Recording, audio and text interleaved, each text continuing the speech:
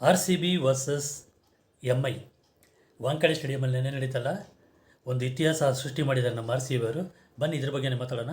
Welcome to unleash Kannada. ಎಂಥ ಒಳ್ಳೆ match ಅಲ್ಲ ನೆನ್ನೆ. ಎಕ್ಸ್ಪೆಕ್ಟೆಡೇ, ಯಾಕಂದರೆ ಫಸ್ಟ್ ಒಂದೇ ಒಂದು ಮ್ಯಾಚ್ ಸೋತ್ರಲ್ವಾ ಆರ್ ಸಿ ಬಿ. ಈ ಮ್ಯಾಚ್ ಖಂಡಿತ ಹೊಡಿತಾರೆ ಅಂತ ಗೊತ್ತಿತ್ತು.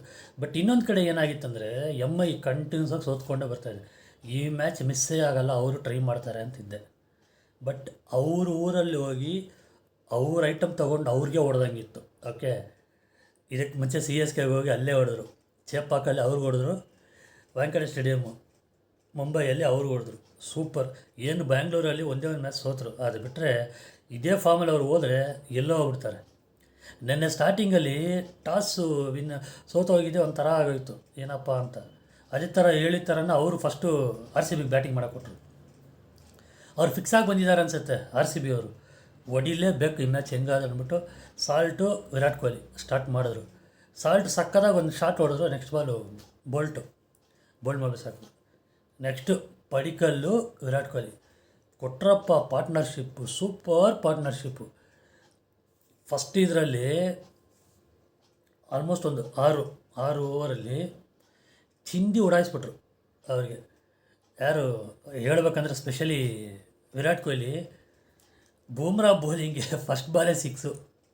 ಓಕೆನಾ, ಸ್ಟಾರ್ಟು. ಏನಕ್ಕಂದರೆ ಬೂಮ್ರಾಗ ಅವ್ರಿಗೂ ಇದು ತೊಗೊಂಡ್ರೆ ಜಾಸ್ತಿ ಬೂಮ್ರಾ ಬಾಲಲ್ಲೇ ಅವ್ರು ಔಟ್ ಆಗಿರೋದು ಯಾರು ಕೊಹ್ಲಿ. ಅದು ಅವ್ರಿಗೆ ಡಾಮಿನೇಟ್ ಮಾಡೋಕ್ಕೆ ಬಿಡಬಾರ್ದು ಅಂದ್ಬಿಟ್ಟು ಶುರು ಮಾಡಿ ಹೊಡೆದ್ರು. ಸೂಪರ್ಬಾಗಿ ಆಡಿದ್ರು. ಜೊತೆಲಿ ಪಡಿಕಲ್ಲು ಹೇಳ್ಬೇಕಂದ್ರೆ ಸ್ಟಾರ್ಟಿಂಗಲ್ಲಿ ಕೊಹ್ಲಿಗಿಂತ ಸ್ವಲ್ಪ ಸ್ಪೀಡಾಗಿ ಪಡಿಕಲ್ಲೇ ಆಡಿದ್ದು. 2 6 ಕಂಟಿನ್ಯೂ ಆಗಿ ಹೊಡೆದ್ರು. ನೋಡಿದ್ರೆ ನಾನು ತಿಳ್ಕೊಂಡೆ ಇವತ್ತು ಪಕ್ಕಾ 50 ಪಡಿಕಲ್ಲು ಅಂತ. But bad luck. 37 ರನ್ನಿಗೆ ಔಟ್ ಆಗ್ಬಿಟ್ರು. ಅವ್ರ ಜರ್ಸಿ ನಂಬರ್ 37, ಅವ್ರು 37 ರನ್ನಿಗೆ ಔಟ್ ಆದರು. ನೆಕ್ಸ್ಟು ಪಟಿದಾರು ಕೊಹ್ಲಿ ಹೊಡೆದ್ರು. ನಾನು ಪಟಿದಾರ್ ಕೊಹ್ಲಿ ಆಡುವಾಗ ಜಸ್ಟ್ ಆಚೆ ಹೋಗ್ಬಿಟ್ಟು ಒಂದು 10 ಮಿನಿಟ್ಸ್ ಬಂದು ನೋಡಿದ್ರೆ ಎಲ್ಲೋ ಹೋಗ್ಬಿಟ್ಟಿದೆ ಸ್ಕೋರು. 42 ಬಾಲ್ಗೆ 67 ರನ್ನು. ಯಾರು? ವಿರಾಟ್ ಕೊಹ್ಲಿ. ಪಟಿದಾರು 32 ಬಾಲ್ಗೆ 64 ರನ್ನು. ಆಮೇಲೆ ಜಿತೇಶ್ ಶರ್ಮಾ 19 ಬಾಲ್ಗೆ 40 ರನ್ನು. ಚಿಂದಿ ಒಬ್ಬರು ಬಾಲ್ಗೆ ಈಕ್ವಲಾಗಿ ಹೊಡೆದಿಲ್ಲ, ಎಲ್ಲ ಡಬಲ್ಲು, ಎಲ್ಲ 200 ಆ್ಯಾವ್ರೇಜು ಒಬ್ಬೊಬ್ಬರದು ಸ್ಟ್ರೈಕ್ ರೇಟು. ಅಲ್ಟಿಮೇಟಾಗಿ ಆಡಿದ್ರು. ಬೂಮ್ರಾ ಒಬ್ಬರು ಬಿಟ್ಟು ಉಳಿದವ್ರು ಎಲ್ಲರಿಗೂ ಹೊಡೆದ್ರು. ಓಕೆ, ಹಾರ್ದಿಕ್ ಪಾಂಡ್ಯಗೆ 4 ಓವರ್ 45, ಆ್ಯಾವ್ರೇಜ್ ಎಷ್ಟು 10.2 ಏನೋ ಆ್ಯಾವ್ರೇಜು. Bolt 57 run. ಎಂಥ ಬೌಲರು, 57 ರನ್ ಆ ಮನುಷ್ಯನಿಗೆ. ವಿಘ್ನೇಶ್ಗೆ ಯಾಕೋ ಗೊತ್ತಿಲ್ಲಪ್ಪ, ಒಂದೇ ಓವರ್ ಕೊಟ್ಟರು, 10 ರನ್ ಕೊಟ್ಟ ಅಂದು ಒಂದೇ ಓವರು. ಟೋಟಲಾಗಿ ಇವರು 221 ಹೊಡೆದ್ರು. ಅದು ವಾಂಕಡೆ ಸ್ಟೇಡಿಯಮಲ್ಲಿ ಆ ಲೆವೆಲ್ ಸ್ಕೋರು ಹೊಡಿಯೋದು ಭಾರಿ ಕಷ್ಟ. 221. ಈಗ ನಾನು ಗೆಸ್ ಮಾಡಿದ್ದು 200 ಹೊಡಿಬೋದು. ಇವಾಗ ಸ್ಪೀಡ್ ಆಗ್ತಾರೆ, ಹೋಗ್ತಾ ಸ್ವಲ್ಪ ಸ್ಲೋ ಆಗ್ಬೋದು ಅಂತಿದ್ದೆ. ಅವರು ಅದನ್ನು ಬಿಟ್ಟೇ ಕೊಡಲಿಲ್ಲ. ಪಟಿದಾರ್ ಬಂದು ಅದೇನು ಹೇಳಿದ್ರೋ ಗೊತ್ತಿಲ್ಲ, ಇಬ್ಬರು ಅಟ್ ಎ ಟೈಮ್ ಶುರು ಹಚ್ಕೊಂಬಿಟ್ರು. ಓಕೆ, 4 6 ಪಟಿದಾರು, 4 6 6 4. ನಮ್ಮ ಕೊಹ್ಲಿ 8 4 2 6. ಜಿತೇಶ್ 3 6. ಅಲ್ಟಿಮೇಟಾಗಿ ಆಡಿದ್ರು.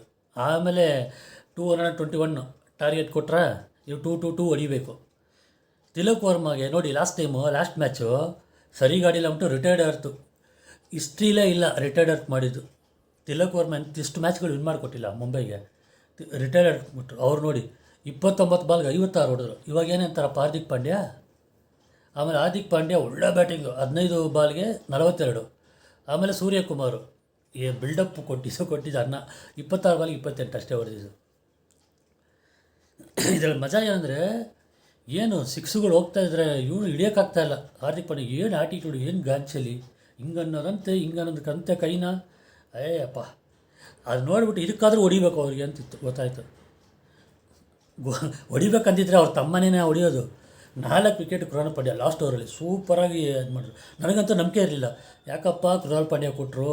1 ಓವರ್ ಅಟ್ಲೀಸ್ಟು ಫಾಸ್ಟ್ ಬೌಲರ್ ಭುವನೇಶ್ವರ್ದು ಹೇಸಲ್ವುಡ್ದು ಸ್ಪೇರ್ ಮಾಡಿ ಲಾಸ್ಟಲ್ಲಿ ಇಡಬೇಕಿತ್ತು ಅಂತ ನಾನಿದ್ದೆ. ಇಲ್ಲ, ಸಖತ್ತಾಗಿ ಮಾಡಿದ್ರು.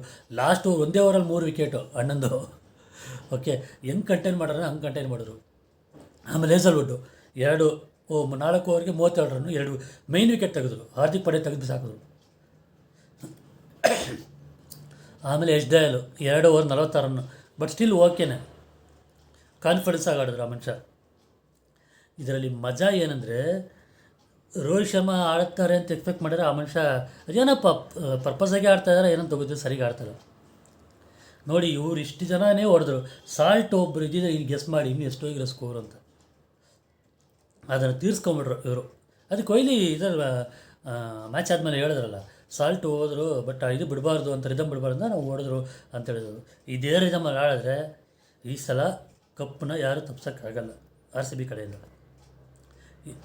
ಚೆನ್ನೈಯಲ್ಲಿ ಹಿಸ್ಟ್ರಿ 16 ವರ್ಷ ಆದಮೇಲೆ ಹೋಗ್ಬಿಟ್ಟು ಅವ್ರ ಗ್ರೌಂಡಲ್ಲಿ ಹೋಗ್ಬಿಟ್ಟು RCB ಹೊಡೆದ್ರು.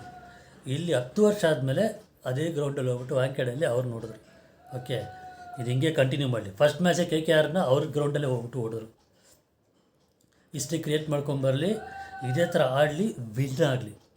ನನ್ನ ಆಸೆ ಇದೆಯಪ್ಪ, ವಿನ್ ಆಗಬೇಕು. ಓಕೆ, ಹೆಂಗಾದ್ರೂ ಮಾಡಿ ಈ ಸಲ RCB ಹೊಡಿಲೇಬೇಕು. ಬಟ್ ಈ ಸಲ ಬಿಟ್ಟರೆ ಭಾರಿ ಕಷ್ಟ. ಯಾಕಂದರೆ ಇಲ್ಲಿ ಸಖತ್ತಾಗಿ ಸೆಟ್ ಆಗಿದ್ದಾರೆ. ಬ್ಯಾಟ್ಸ್ಮನ್ಗಳು ಸೂಪರ್ ಆಗಿದ್ದಾರೆ, ಬೌಲರ್ಗಳು ಸೂಪರ್ ಆಗಿದ್ದಾರೆ. ಇನ್ನೊಂದು ಹೇಳಕ್ಕೆ ಮರ್ಚೆ, ಕ್ಯಾಚ್ಗಳು ನೋಡಿದ್ರ ಇವ್ರು ಸಾಲ್ಟು ಟಿಮ್ ಡೇವಿಡ್ ಹಿಡಿದಿದ್ದು ಎಂಥ ಕ್ಯಾಚು. ಅವ್ನು ಚಹರ್ ಲಾಸ್ಟ್ ಮ್ಯಾಚ್ ಚೆನ್ನಾಗಿ ಆಡ್ದ, ಎಲ್ಲೂ ಹೊಡೆದ್ಬಿಡ್ತಾವನ ಅಂತಿದ್ದೆ, ಸಕ್ಕತ್ತಾಗಿ ಹಿಡಿದು ಹಾಕೋದು ಇಬ್ಬರು. ಕೋಆರ್ಡಿನೇಷನ್ ಅಲ್ಟಿಮೇಟ್ ಆಗಿತ್ತು, ಎಲ್ಲರದು ಫೀಲ್ಡಿಂಗು ಸೂಪರ್ ಆಗಿತ್ತು, ಪ್ಲೇಸ್ಮೆಂಟು ಸಕ್ಕತ್ತಾಗಿತ್ತು. ಪಟ್ಟಿದಾರ್ ಇದೇ ಥರ ಕ್ಯಾಪ್ಟನ್ಸಿ ಮಾಡಲಿ. ಕ್ಯಾಪ್ಟನ್ಸಿ ಇದೆ ಅಂದ್ಬಿಟ್ಟು ಬ್ಯಾಟಿಂಗಲ್ಲಿ ಫಸ್ಟ್ ಮಾಡೋದು ಬೇಡ, ಇದೇ ಥರ ಆಡಲಿ, ಟೀಮ್ ಸೂಪರ್ ಆಗಿರುತ್ತೆ. ಓಕೆ, ನೋಡೋಣ ನೆಕ್ಸ್ಟ್ ಮ್ಯಾಚ್ ಹೆಂಗೆ ಆಡ್ತಾರೆ ಅಂತ. ನಿಮಗೆ ಈ ವಿಡಿಯೋ ಇಷ್ಟ ಆಗಿದೆ ದಯವಿಟ್ಟು ಲೈಕ್ ಮಾಡಿ, ಶೇರ್ ಮಾಡಿ. ಚಾನಲ್ಗೆ ಯಾರು ಸಬ್ಸ್ಕ್ರೈಬ್ ಮಾಡಿವೆ ದಯವಿಟ್ಟು ಸಬ್ಸ್ಕ್ರೈಬ್ ಮಾಡಿ. ನೆಕ್ಸ್ಟ್ RCB ಮ್ಯಾಚ್ ಆದಮೇಲೆ ನೋಡೋಣ. ಓಕೆನಾ? Thank you guys, bye bye all.